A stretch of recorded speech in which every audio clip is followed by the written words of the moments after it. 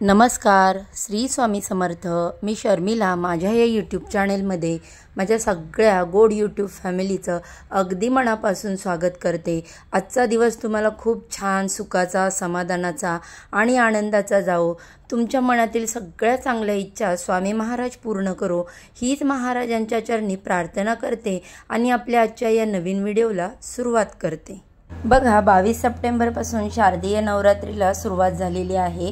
हा नवरात्र उत्सव दुर्गा देवीला समर्पित केला जातो। 9 दिवस दुर्गा देवीच्या 9 रूपांची पूजा केली जाते।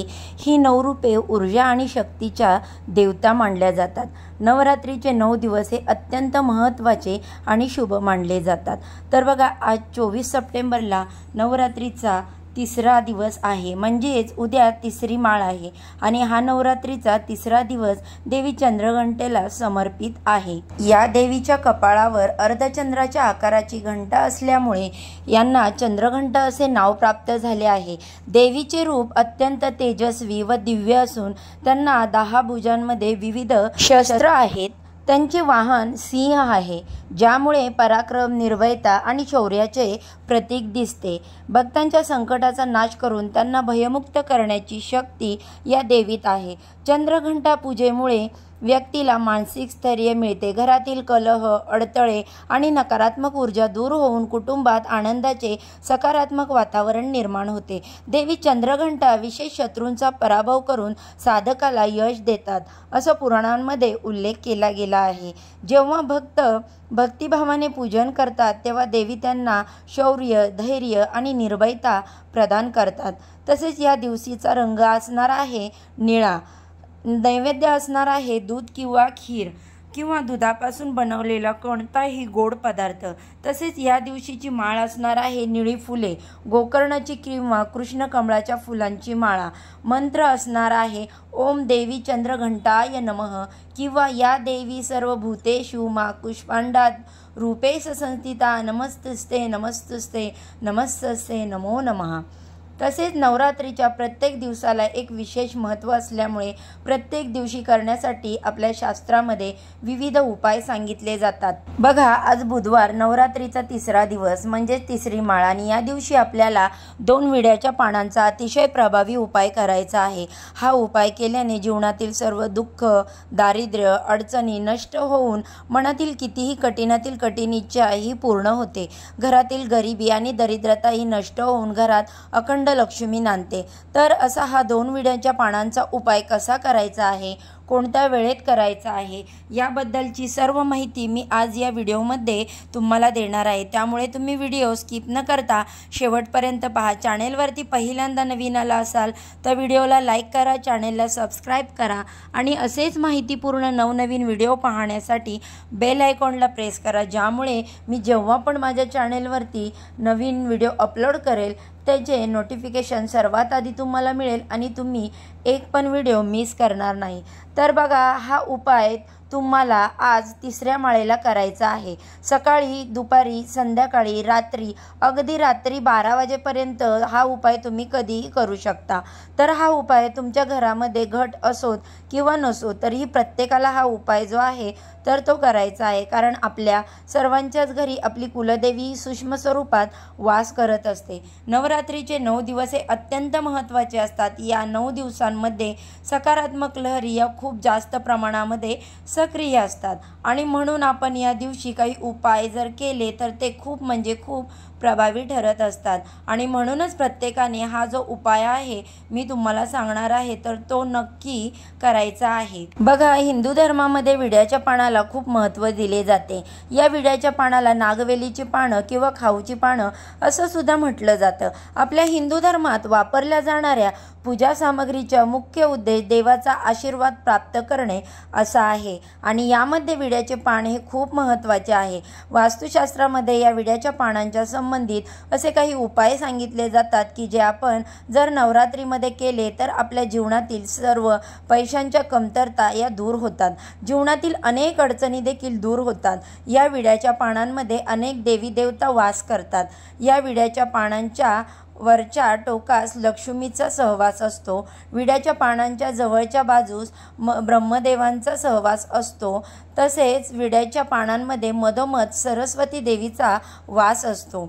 या पानांच्या डाव्या बाजूस पार्वती देवीचा वास असतो आणि या पानांच्या लहान देठामध्ये महाविष्णूंचा वास असतो आणि या पानांच्या मागील बाजूस चंद्रदेवतेचा वास असतो. या विड्यांच्या पानांच्या सर्व कोपऱ्यांमध्ये परमेश्वराचा वास असतो. तसेच या विड्याच्या पानांच्या देठांमध्ये अहंकार, देवता आणि दारिद्र्य लक्ष्मी राहतात. तर बघा, म्हणून जेव्हा आपण पान सेवन करतो तेव्हा देठ हा काढून टाकला जातो, किंवा जेव्हा आपण देवीला तांबूल अर्पण करत असतो तेव्हासुद्धा या पानाचा देठ जो आहे तर तो काढूनच तांबूल बनवला जातो. इतकं महत्त्व या विड्याच्या पानांना दिलं जातं. आणि म्हणूनच आज तिसऱ्या माळेला आपल्याला हा एक उपाय आहे तर तो आवर्जून करायचा आहे. हा उपाय केल्याने जीवनातील सर्व दुःख, दारिद्र्य, अडीअडचणी दूर होऊन प्रत्येक कामात यश मिळेल आणि आपल्या मनातील कितीही कठीणातील कठीण इच्छा ही देखील पूर्ण होईल. बऱ्याच वेळा आपल्या मनामध्ये भरपूर इच्छा असतात आणि या इच्छा पूर्ण होण्यासाठी आपण आपल्या आयुष्यामध्ये भरपूर प्रयत्नही करत असतो, परंतु कधीकधी कितीही प्रयत्न केला तरीही आपली इच्छा पूर्ण होतेच असं नाही. आपल्या कष्टाला आणि मेहनतीला नशिबाची साथ मिळत नाही. आणि म्हणून जर तुम्ही विशेष तिथीवरती ही काही प्रभावी उपाय केले, जर सेवा केल्या, तर ते नक्कीच प्रयत्नांना यश मिळवून देत असतात आणि आपल्या सर्व इच्छा, मनोकामना ज्या आहेत तर त्या देखील पूर्ण होतात. जर तुमच्याही जीवनामध्ये काही दुःख असेल, घरामध्ये काही वादविवाद, कलह, भांडणं असतील, घरामध्ये पैसा टिकत नाही, सतत पैशांच्या अडचणी येत असतील, घरातील गरिबी आणि दारिद्र्य ही संपत नसेल, कोणतीही महत्त्वाचं काम तुमचं पूर्ण होत नसेल, तर या तिसऱ्या माळेला तुम्हाला हा उपाय नक्की करायचा आहे. उपाय हा खूप सोपा परंतु खूप प्रभावी आहे. हा उपाय करण्यापूर्वी तुम्हाला उद्या सकाळी लवकर उठायचं आहे, स्वच्छ स्नान करायचं आहे, स्वच्छ कपडे परिधान करून आपल्या देवघरातील देवांची विधिवत पूजा करून घ्यायची आहे. यानंतर घरामध्ये घटस्थापना केली असेल तर त्या घटावरती आपल्याला नवीन माळ चढवायची आहे. अखंड दिवा लावला असेल तर दिव्याची काजळी काढून घ्यायची आहे. देवांना फुलं अर्पण करायची आहेत. धूप, दीप, अगरबत्ती लावून वातावरण हे प्रसन्न करायचं आहे आणि त्यानंतर तुम्ही हा उपाय कधीही करू शकता. अशा प्रसन्न वातावरणामध्ये तुम्ही जेव्हा काही प्रभावी उपाय किंवा सेवा करता तेव्हा देवी देवतांचे आशीर्वाद हे आपल्याला मिळत असतात आणि आपण जे काही उपाय करतो तर त्यामध्ये आपल्याला यश मिळत असतं. हा उपाय करण्यासाठी आपल्याला 2 विड्याचे पानं लागणार आहेत.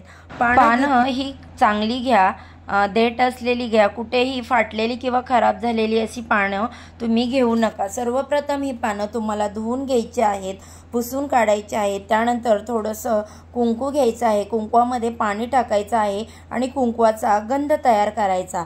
त्यानंतर एक काडी घ्यायची आहे आणि त्या काडीच्या साहाय्याने तुम्हाला या पानावरती ह्रीम हा बीज मंत्र लिहायचा आहे. हा देवीचा एक बीज मंत्र आहे. मंत्र आपल्याला कुंकवानेही पानांवरती लिहायचा आहे. तर हा ह्रीम जो आहे तर तो आपल्याला या विड्याच्या पानावरती लिहायचा आहे.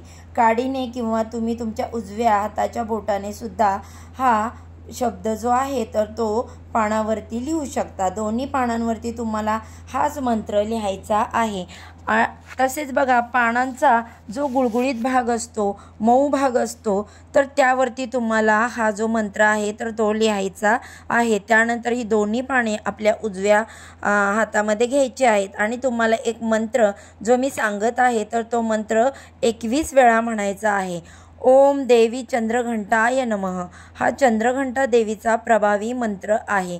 या मंत्राने देवी प्रसन्न होते आणि आपल्याला शुभफळ देत असते. म्हणून तुम्हाला 21 वेळा हा जो मंत्र आहे तर तो म्हणायचा आहे. आणि त्यानंतर ही पानं जी आहेत तर ती पानं आपल्याला जिथे आपण घटस्थापना केलेली आहे, अखंड दिवा लावलेला आहे, तर तिथे तुम्हाला ती पानं आहेत तर ती अर्पण करायची आहेत. तिथे कुठेही जागा असेल तर तिथे तुम्ही काही पानं अर्पण करू शकता. जर तुमच्या घरामध्ये घटस्थापना नसेल, अखंड दिवा नसेल, तरी तुम्हाला जी ही पाने आहेत तर ती पानं तुमच्या देवघरामध्ये अर्पण करायची आहेत. आपल्या देवघरामध्ये आपल्या कुलदेवीचा टाक, फोटो किंवा मूर्तीही असते, तर तिथे तुम्हाला ही पानं जी आहेत ती अर्पण करायची आहेत। त्यानंतर दोन्ही हात जोडून मनोभावे आपली जी काही इच्छा आहे तर ती व्यक्त करायची आहे। आपल्या जीवनात ज्या काही अडचणी आहेत तर त्या काही समस्या आहेत तर दूर होण्यासाठी मनोभावे तुम्हाला देवीला प्रार्थना करून सांगायचं आहे, लवकरात लवकर माझ्या जीवनातील सर्व अडचणी दूर होऊ दे असे सांगून तुम्हाला ही पानं दिवसभर रात्रभर तिथेच राहून द्यायची आहेत। आणि त्यानंतर दुसऱ्या दिवशी ही दोन्ही पानं उचलून तिथेच तुम्हाला बाजूला कुठेतरी ठेवून द्यायची आहेत। जेव्हा आपण दसऱ्याच्या दिवशी आपल्या घट विसर्जन करणार आहोत, जे काही निर्माल्य असतं ते विसर्जन करत असतो, तर त्यावेळी तुम्हाला ती 2 विड्याची पानं सुद्धा विसर्जन करून टाकायची आहेत। तर अशा पद्धतीने तुम्हाला या 2 विड्याच्या पानांचा अत्यंत प्रभावी असा सात्विक उपाय करायचा आहे। नक्की तुम्ही हा उपाय करा। हा उपाय केल्याने तुम्हाला तुमच्या या उपायाचं शुभफळ जे आहे तर ते प्राप्त होईल। तुमच्या जीवनातील नक्कीच तुम्हाला सकारात्मक बदल जाणवतील। कारण पहा, काही दिवसांचं महत्त्व हे खूप जास्त असतं। आपल्या पूर्ण प्रगतीवर या गोष्टी खूप परिणाम करत असतात आणि म्हणूनच आपल्याला हा उपाय जो आहे तर तो करायचा आहे।